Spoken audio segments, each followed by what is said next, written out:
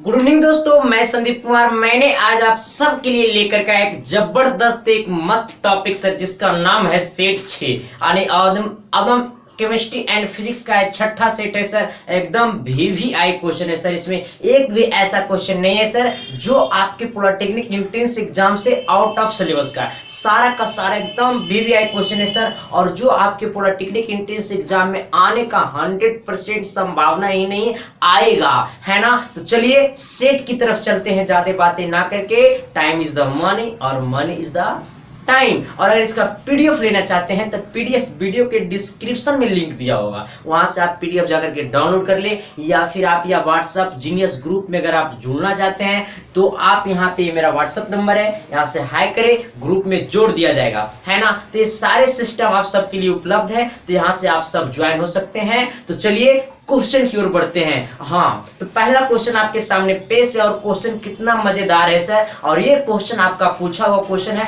और इससे पहले अगर आप चैनल पे नए हैं तो थोड़ी सी चैनल को सब्सक्राइब कर देना और बेल आइकन को भी प्रेस कर देना, ताकि हर वीडियो का नोटिफिकेशन जाते रहे। चलिए पहला क्वेश्चन क्या बोला है। पहला क्वेश्चन आपका कह रहा है ना, एकदम मजेदार क्वेश्चन है सर। ये क्वेश्चन पूछा हुआ, जो भी बच्चे सेट बनाए होंगे तो ये क्वेश्चन वो बनाए होंगे, है ना। क्या बोला, BHC का पूरा नाम क्या है। क्या बोला, BHC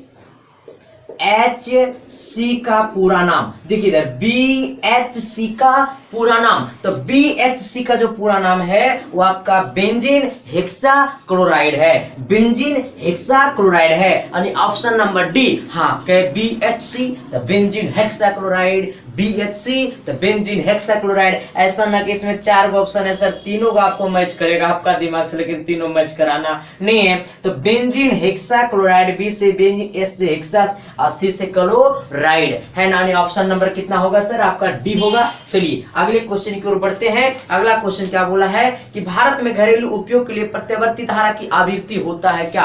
कहा भारत में घरेलू उपयोग के लिए, कौन सा उपयोग के लिए, घरेलू उपयोग के लिए प्रत्यावर्ती धारा की आवृत्ति होता है क्या। देखिए आवृत्ति कहे ना तो 50 Hz होता है। ध्यान दीजिएगा, 50 Hz जो होता है ना वो आपका आवृत्ति होता है। क्या होता है, आवृत्ति। और इससे क्वेश्चन और बन सकता है, क्या बोला कि भारत में घरेलू उपयोग के लिए प्रत्यावर्ती धारा की आवृत्ति, तो आवृत्ति कहे तो 50 Hz।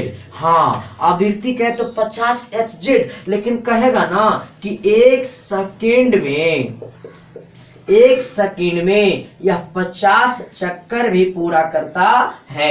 एक सेकंड में 50 चक्कर पूरा करता है। ये भी क्वेश्चन आ सकता था कि कहता था ना कि भारत में घरेलू उपयोग के लिए प्रत्यावर्ती धारा की आवृत्ति अगर 50 Hz है तो वह एक सेकंड में कितने चक्कर पूरा करता है, तो एक सेकंड में वह 50 चक्कर पूरा करता है। ये भी आपका आ सकता था। इसे नोट करके इतना लिख लीजिए, इसे नोट करके इतना लिख लीजिए, इससे ज्यादा बाहर नहीं रहते सर जी, है ना। तो चलिए अगले क्वेश्चन क्या बोला है, अगला क्वेश्चन की ओर बढ़ते हैं। अगला देखिए, अगला क्वेश्चन को आप पहले वीडियो को रोकिए और ट्राई करके पहले क्वेश्चन को खुद से बनाइए। क्वेश्चन नहीं बनता तो फिर मैं जिंदाबाद।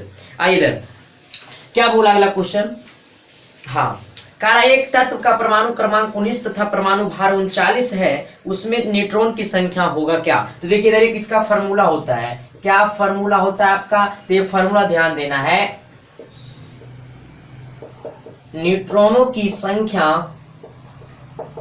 बराबर होता है परमाणु भार माइनस परमाणु क्रमांक होता है। क्या होता है, परमाणु क्रमांक होता है। अब ये ध्यान दीजिएगा, क्या होता है, परमाणु भार माइनस परमाणु क्रमांक।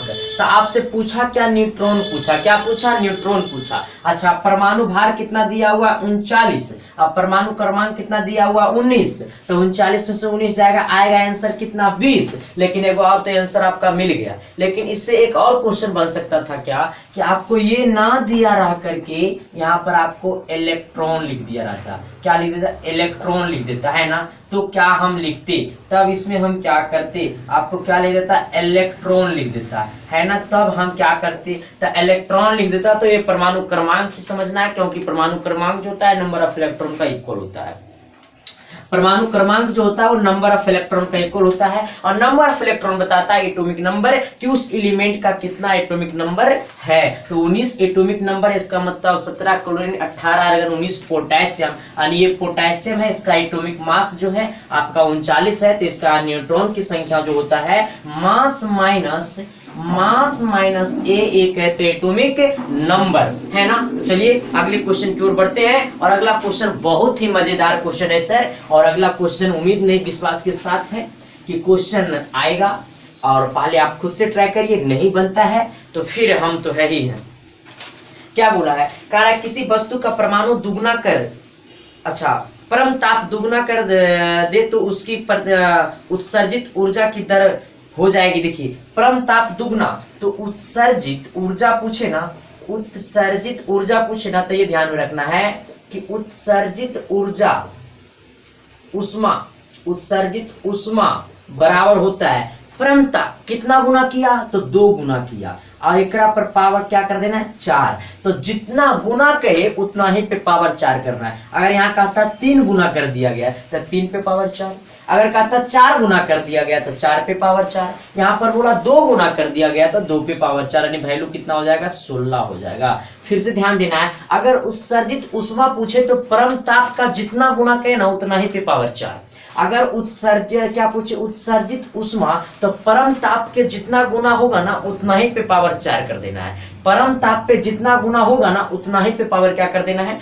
4 कर देना है सर जी। चलिए अगले क्वेश्चन की ओर बढ़िए, अगला क्वेश्चन क्या बोला, देखिए अगला क्वेश्चन तो बहुत अच्छा है, और शायद ये क्वेश्चन पूछा भी है क्वेश्चन, और उम्मीद है विश्वास के साथ।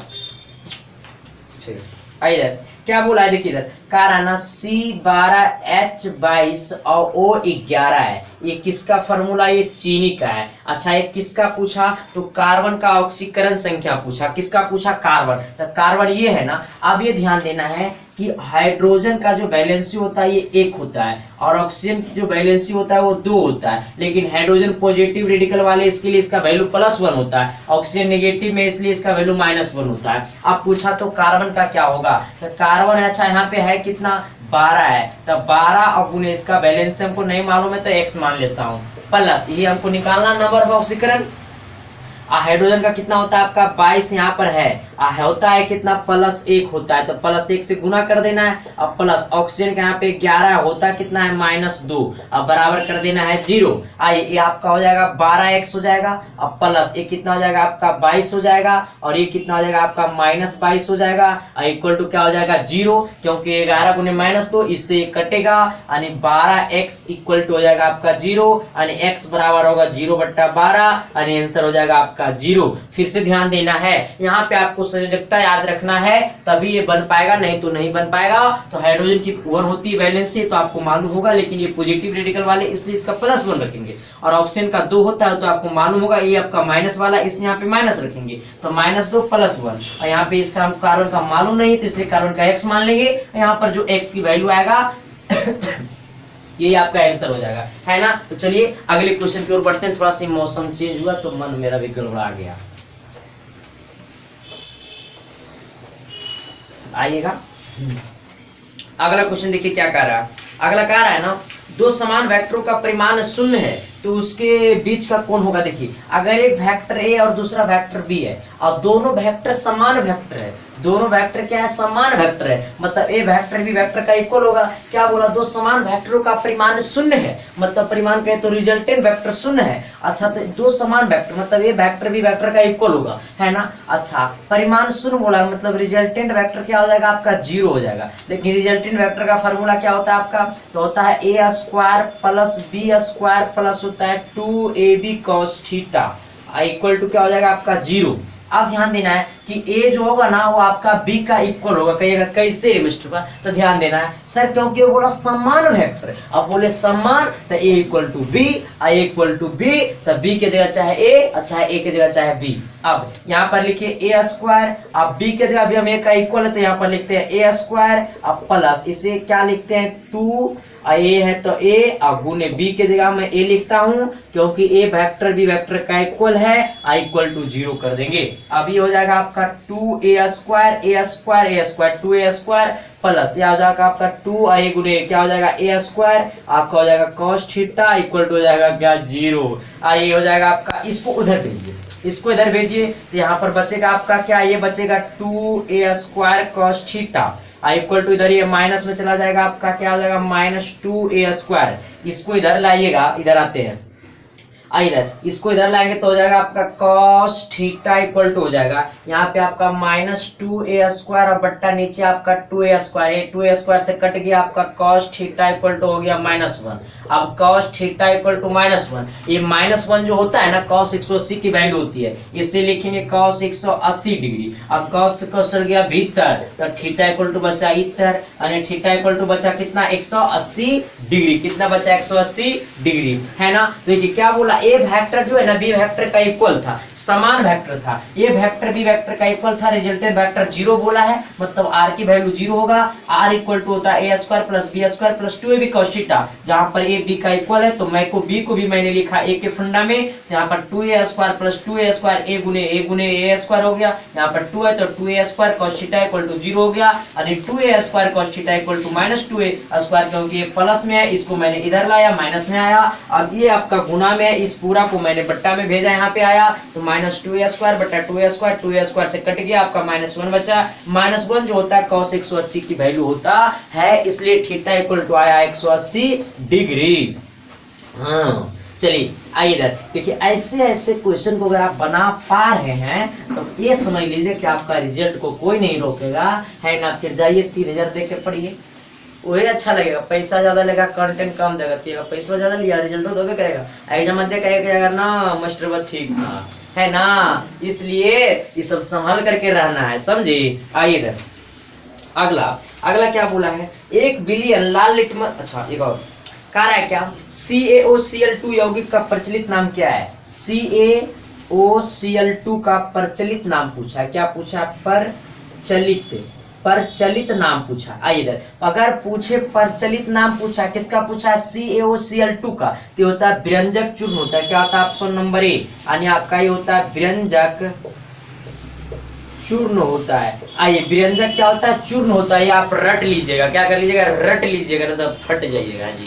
क्या पूछा, कहा CaOCl2 का प्रचलित नाम तो व्यंजक चूर्ण, CaOCl2 का प्रचलित नाम तो व्यंजक चूर्ण, CaOCl2 का प्रचलित नाम तो व्यंजक चूर्ण, CaOCl2 का प्रचलित नाम तो व्यंजक चूर्ण, है ना। ये क्वेश्चन आपका पूछा हुआ क्वेश्चन था, है ना। तो ये पूछा हुआ क्वेश्चन था, तो बस इसे हमको ध्यान में रख लेना, एक दो बार रिविजन करना, क्योंकि आज उतना बोल नहीं पा रहे सर, क्योंकि थोड़ी सी तबियत बैठ गया।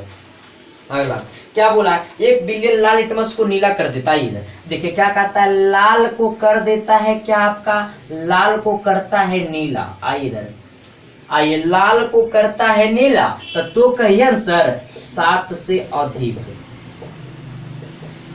आइए इधर देखिए क्या बोला, लिटमस जो है ना लाल को नीला कर देता है, क्या कहता है 1 बिलियन लाल लिटमस को नीला कर देता है, लाल लिटमस को नीला कर देता है, तो कहिए 7 से अधिक। अगर हम ऑप्शन में खोजिए 7 से अधिक कहाँ है, तो 10 है जो आपका डी नंबर ऑप्शन में, यानी ऑप्शन नंबर कितना हो जाएगा, डी होगा। लाल को करे नीला तो कहिएगा 7 से अधिक, लाल को करे नीला तो कहिएगा 7 से अधिक, तब जी वो सर कॉलेज है ना आएगा। चलिए अगले क्वेश्चन की ओर बढ़िएगा। अगला क्वेश्चन आपका क्या बोला है, और अगला क्वेश्चन बहुत ही ज्यादा इंपॉर्टेंट क्वेश्चन है सर, क्योंकि ऐसे ऐसे क्वेश्चन ही आपको आएगा एग्जाम में, ये दिमाग में रख लीजिएगा।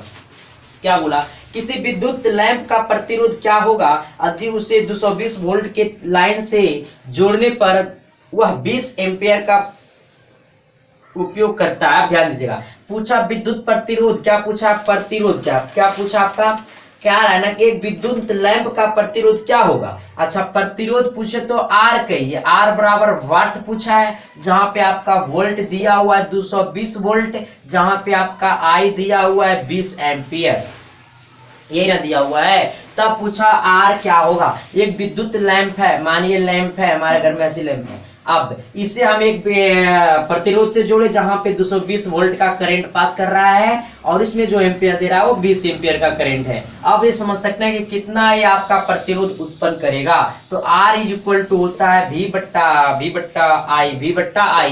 V की वैल्यू है 220 और आपका I है 20। 1 0 से 1 0 भीतर और 2 से कट गया इतर 11 आ गया आंसर। क्या आ गया आंसर सर आपका 11। कितना आ गया 11। आंसर आपका कितना आ गया 11। अन्य ऑप्शन नंबर कितना हो गया आपका फर्स्ट। कौन ऑप्शन हो गया फर्स्ट। चलिए अगले क्वेश्चन की ओर बढ़ते हैं और अगला क्वेश्चन बहुत ही मजेदार क्वेश्चन है क्योंकि आइए कह रहा है ना एक पदार्थ का रैखिक प्रसार गुणांक का मान 11 गुने 10 से पावर माइनस 6 पर डिग्री सेल्सियस है तो इसका पदार्थ का क्षेत्रीय मान क्या होगा। ध्यान दे देखिए रैखिक आपको हम बताते हैं फॉर्मूला।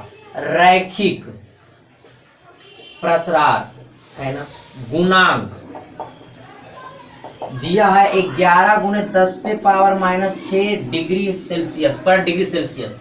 तब पूछे क्षेत्रीय, क्या पूछे क्षेत्रीय, हमसे क्षेत्रीय पूछा है ना।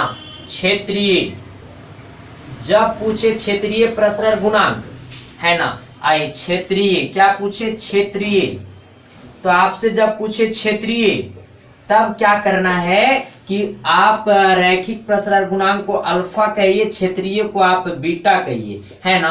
तो अगर पूछे आपका रैखिक प्रसार गुणांक दिया हुआ है तो अगर पूछे क्षेत्रीय तब बीटा बराबर होता है 2 गुने अल्फा। क्या होता है आपका 2 गुने अल्फा। 2 गुने क्या होता है आपका अल्फा। 2 गुने क्या होता है अल्फा।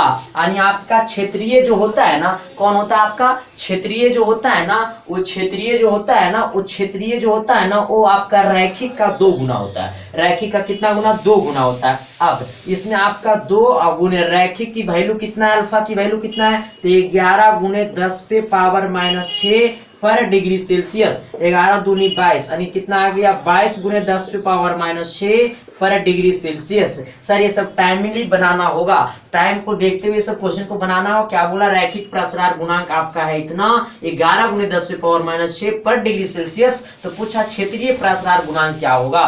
तो अगर आपको रैखिक प्रसार गुणांक मालूम है तो रैखिक प्रसार गुणांक में 2 से गुना कर दीजिएगा। इस पूरा में आप 2 से गुना कर दीजिएगा।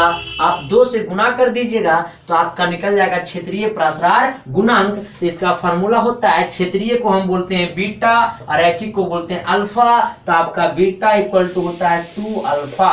कितना अल्फा होता है 2 अल्फा। कोई दिक्कत। चलिए अगले क्वेश्चन की ओर बढ़ते हैं और अगला क्वेश्चन बहुत ही अच्छा क्वेश्चन है सर। और ये सेट में आपका 12 क्वेश्चन है जिसमें फिजिक्स एंड केमिस्ट्री कंबाइंड था। थोड़ी सी तबीयत गड़बड़ होने के कारण थोड़ी सी आप सेट बढ़ाने का प्रयास कर रहे हैं और उम्मीद रहेगा तो आपका नवंबर के फर्स्ट वीक से लाइव क्लास स्टार्ट हो जाएगा सही तरीका से, है ना। देखिए प्रयास हो रहा है और इसमें हम लगे हुए हैं बहुत ज्यादा कस के, क्योंकि आप सबसे मैंने वादा किया था और ये पूरा तो करना पड़ेगा, मतलब गरिएवे करिएगा, है ना। क्या बोला, किसी पदार्थ की सभी अणुओं की ऊर्जा कहलाती है। किसी पदार्थ की सभी अणुओं की ऊर्जा कहलाती है कौन ऊर्जा, तो आंतरिक ऊर्जा। देखिए सभी अणुओं के, सभी सभी अणुओं कहे तो कहिएगा आंतरिक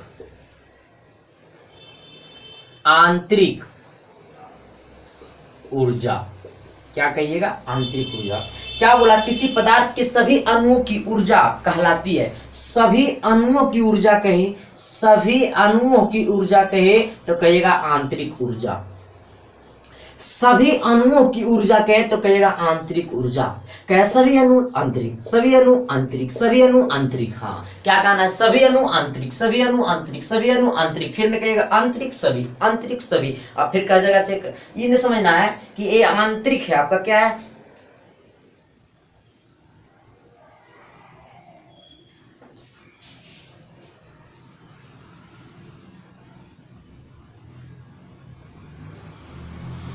ऑप्शन नंबर सी होगा। कितना नंबर ऑप्शन होगा, सी नंबर होगा। ये समझिएगा, है ना। ऐसा ना कि ये आंतरिक समझिएगा, तो ये आंतरिक होता है, ये होता है आंतरिक होता है, समझे। चलिए अगला, जल का घनत्व महत्तम होता है, तो ये आपको पता होना चाहिए कि जल का घनत्व जो महत्तम होता है ना 4 डिग्री सेल्सियस पे होता है। कितना पे होता है? 4 डिग्री सेल्सियस पे होता है। जल का घनत्व महत्तम जो होता है ना वो 4 डिग्री सेल्सियस पे होता है। ये आपको ध्यान में रखना पड़ेगा। यानी ऑप्शन नंबर कितना? बी। कितना नंबर? ऑप्शन बी नंबर का। ऑप्शन नंबर कितना? बी नंबर, है ना। तो जल का घनत्व महत्तम होता है 4 डिग्री सेल्सियस पे, ये ध्यान में रख लीजिएगा। कितना डिग्री सेल्सियस पे? 4 डिग्री सेल्सियस पे। चलिए अगले क्वेश्चन पे मिलते हैं और नेक्स्ट क्लास अगले में होगा, क्योंकि थोड़ा सा तबीयत गड़बड़ था इसलिए सही तरीका से ना क्लास आज हो पाया, इसके लिए माफी सर। मिलते हैं नेक्स्ट क्लास में जोश और जुनून के साथ, क्योंकि मौसम चेंज हुआ तो थोड़ा सही, क्योंकि काम इतना हो जाता है सर कि थोड़ा सा हर चीज़ को देखना पड़ता है, इसके लिए सॉरी, माफ़ी, है ना। फिर मिलते हैं नेक्स्ट क्लास में, तब तक के लिए बाय। और दोस्तों के पास शेयर कर देना ताकि एक फर्स्ट वीक से क्लास चल सके सही तरीका से।